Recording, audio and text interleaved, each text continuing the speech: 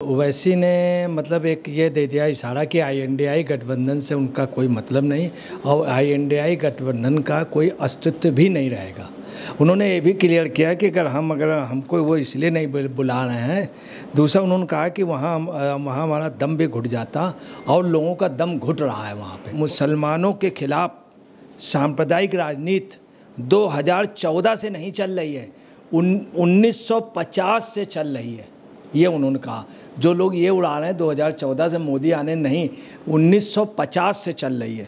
और ये जो सांप्रदायिक राजनीति जो चल रही मुसलमानों के साथ, ये कांग्रेस के शासन से चल रही। कांग्रेस ने शुरू की थी, तब से लेके अभी तक चल रही। देखिए, उन्होंने स्पष्ट कहा है जो इनकी तुष्टीकरण है उसमें सियासत है। और उन्होंने कहा कि जो मुस्लिम के साथ सियासत हुई है, सांप्रदायिक सियासत, वो कांग्रेस ने ही शुरू की 1950 से। विपक्ष में बिल्कुल फूट हो गई। देखिए, मैं आपको बता दूं, हिंदुस्तान में अगर सबसे बड़ी कैडर की पार्टी है तो सिर्फ एक है कम्युनिस्ट, उसके बाद आरएसएस और बीजेपी आती है। कम्युनिस्ट का कोई भी कार्यकर्ता आज तक बहुत कम देखे गए हैं जो अपने विचारधारा से अलग हुए हों। नमस्कार, मैं अंजलि मिश्रा, स्वागत है आप सभी का एचटीवी न्यूज पर। आपको बता दें कि विपक्षी गठबंधन आईएनडीआईए के अंदर सब कुछ सही नहीं चल रहा है। भले यह गठबंधन एक साथ होने का दावा करती है, लेकिन इस गठबंधन में दरार की सुगबुगाहट तो सुनने के लिए मिल रही है। लेकिन विपक्ष के और भी नेता है जो कि इस गठबंधन से नाखुश नजर आ रहे हैं।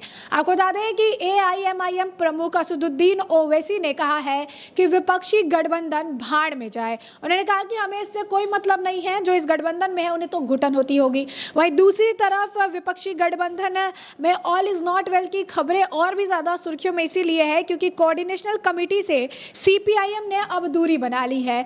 तो इस वजह से भी तरह तरह की अब अटकलें लगने लगी है। और इस पूरे मामले पर चर्चा करने के लिए हमारे साथ मौजूद है वरिष्ठ पत्रकार अजय पत्रकार जी। सर, आपका स्वागत है हमारे चैनल में।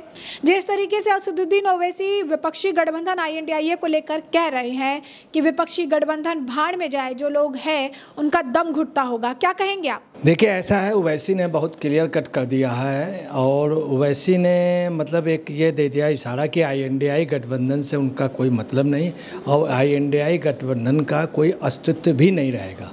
उन्होंने ये भी क्लियर किया कि अगर हमको वो इसलिए नहीं बुला रहे हैं। दूसरा उन्होंने कहा कि वहाँ हमारा दम भी घुट जाता और लोगों का दम घुट रहा है वहाँ पे। बहुत स्पष्ट कर दिया, और लोगों का दम घुट रहा।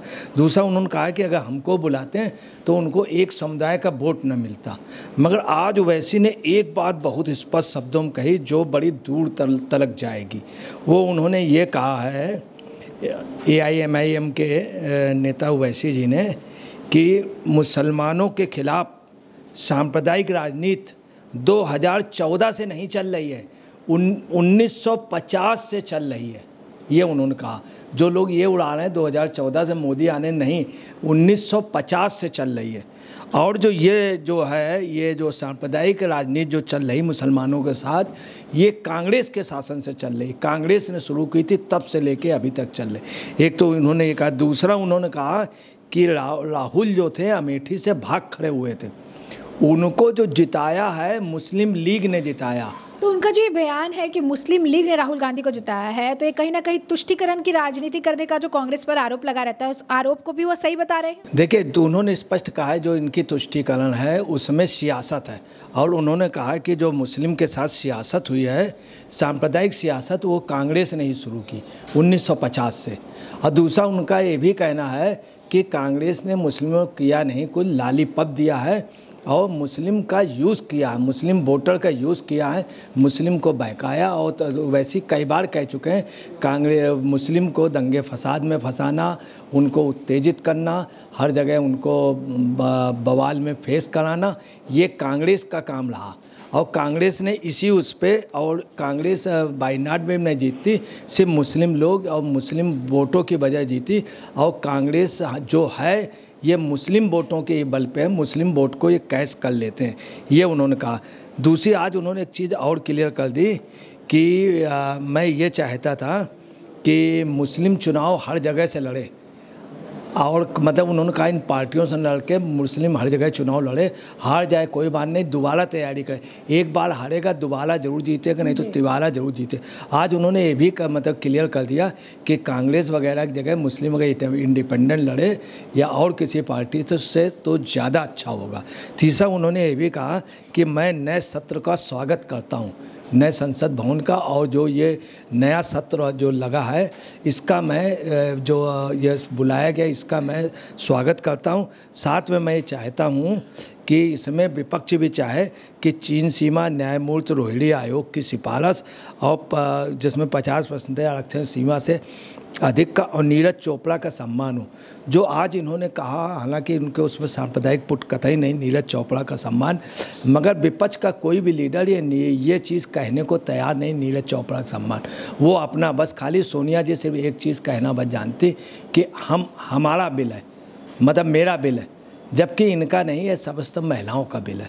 अब देखिए जैसा कि अब इस सीताराम येचुरी को लेकर भी अब एक खबर जो है आ रही है, उन्होंने जो कोऑर्डिनेशनल कमेटी है उससे उन्होंने अब दूरी बनाने की बात कही है, तो क्या विपक्ष में फूट हो चुकी है? विपक्ष में बिल्कुल फूट हो गई। देखिए मैं आपको बता दूं, हिंदुस्तान में अगर सबसे बड़ी कैडर की पार्टी है तो सिर्फ एक है कम्युनिस्ट, उसके बाद आरएसएस और बीजेपी आती है। कम्युनिस्ट का कोई भी कार्यकर्ता आज तक बहुत कम देखे गए हैं जो अपने विचारधारा से अलग हुए हों। उसके बाद बीजेपी आती है और कांग्रेस आती है। तो कम्युनिस्टों का अपना एक वो है, उनके पोलिट ब्यूरो में जो डिसाइड हो जाता वो फाइनल होता। उस पोलिट ब्यूरो ने डिसाइड किया कि कांग्रेस से कोई भी समझौता कहीं पर भी नहीं करेंगे। केरल में उन्होंने स्पष्ट कर दिया कि अगर हम करेंगे भी तो कांग्रेस हमारे खिलाफ लड़ेगी, तो इसलिए हो नहीं सकता। यही पोजीशन बंगाल में उन्होंने कह दिया कि वहाँ भी समझौता नहीं होगा, और साथ में जिस कांग्रेस जिसके साथ है टीएमसी, हम उसका विरोध करेंगे। तीसरा आपको बताएं, त्रिपुरा वगैरह जहाँ पर भी है वहाँ पे कम्युनिस्ट आपको बताना पूरे हिंदुस्तान में हर जगह हर राज्य में है, और हर शहर में उनका अपना कैडर, उसमें इंटेलेक्चुअल लोग हैं, एक से एक अच्छे वक्ता, पत्रकार, गायक, सब उन्होंने उस पर कब्जा करा किसी समय। हालांकि अब उनका कब्जा बहुत कम रह गया, मगर अब भी सबसे ज़्यादा यूनाइट कम्युनिस्ट है। ये अगर हट गया तो कांग्रेस का हम आपको बता रहे हैं धराम है। कांग्रेस के जितने बड़े लीडर थे वो हमेशा यही कहते थे, कांग्रेस की मांग का सिंदूर है कम्युनिस्ट। ये अर्जुन सिंह भी कहते थे, कमलापत त्रिपाठी जी भी कहते थे, जितने बड़े लीडर थे, इंदिरा जी भी इस बात को मानती थी कि कांग्रेस की मांग का सिंदूर है कम्युनिस्ट, और कम्युनिस्ट अगर हट गए तो इनकी मांग सूनी हो जाएगी। ये कांग्रेस के वरिष्ठ लीडर कहते हैं। अब कम्युनिस्टों ने जो कह दिया तो आप ये निश्चित समझ लीजिए कि कांग्रेस विधवा हो गई। दूसरी बात आपको बता रहे हैं, कम्युनिस्टों के हटने से हर जगह जहाँ पर है तो इनका एक तो, दूसरा उन्होंने कह दिया समन्वय समिति कोऑर्डिनेशन कमेटी में हम बिल्कुल नहीं रहेंगे। अगर कोऑर्डिनेशन, और दूसरा कोई एडवाइस नहीं करेंगे प्रोग्रेस वगैरह INDI का किस तरह से पढ़े, ये भी उन्होंने कह दिया। तो कम्युनिस्टों के हटने से इधर कम्युनिस्ट हट गए, उधर उस ओवैसी ने कर दिया। इधर आपको बता रहे हैं कि निश्चित तौर पे नीतीश कुमार भी इनसे क्या, वो अपने उसी से हट जाएंगे, लालू वाली एंड कंपनी से। और उधर केजरीवाल ने भी स्पष्ट कर दिया है, बिल्कुल क्लियर कर दिया है कि हम पंजाब में और दिल्ली में अलग लड़ेंगे। पंजाब बॉडी ने तो बहुत ही स्पष्ट कर दिया कि किसी कीमत, वहाँ कांग्रेस ने भी कह दिया पंजाब के उसमें हम किसी कीमत, यही दिल्ली के कांग्रेस ने। अभी CWC की जो मीटिंग चल रही थी हैदराबाद में, उसमें कल लामा ने और उनके अजय माकन ने और बाजवा पंजाब के, उन्होंने कह दिया किसी सूरत में कांग्रेस से गठबंधन नहीं करेंगे। वहाँ वहाँ पे एक चीज़ तय हुई कांग्रेस ने कि मध्य प्रदेश में किसी को भी कोई भी सीट नहीं देंगे, सभी लड़ेंगे।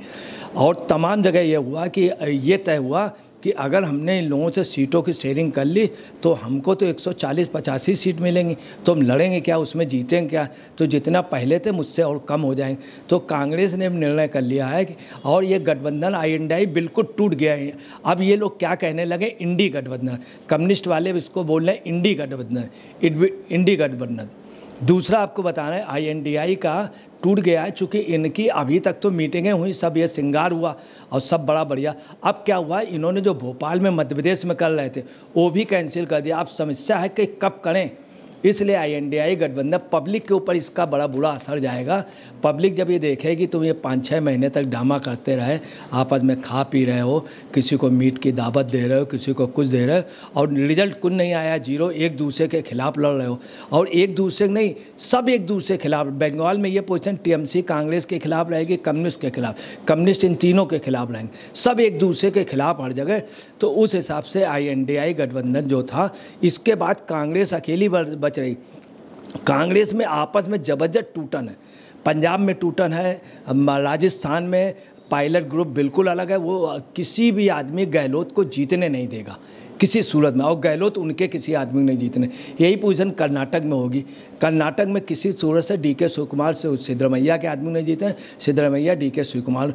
मध्य प्रदेश में यही पोजीशन है। पूरे वो जगह हम आपको बताना है कि कांग्रेस जो INDI गठबंधन को ऑक्यूपाइड किया था, उसका रिजल्ट होगा कांग्रेस खुद टूट जाएगी और ये लोग अपने ही जाल में फंस गए। और INDI की दूसरी आपको बताना है सबसे मुख्य बात है, प्रणब मुखर्जी की लड़की शर्मिष्ठा मुखर्जी ने क्या कहा कि किसी भी उसको चर्चा में पाने के लिए देश का नाम लेना ठीक नहीं है। अगर ये गठबंधन फेल हो गया तब क्या स्थिति होगी? लोग कहेंगे इंडिया टूट गया, इंडिया हार गया, इंडिया टूट गया।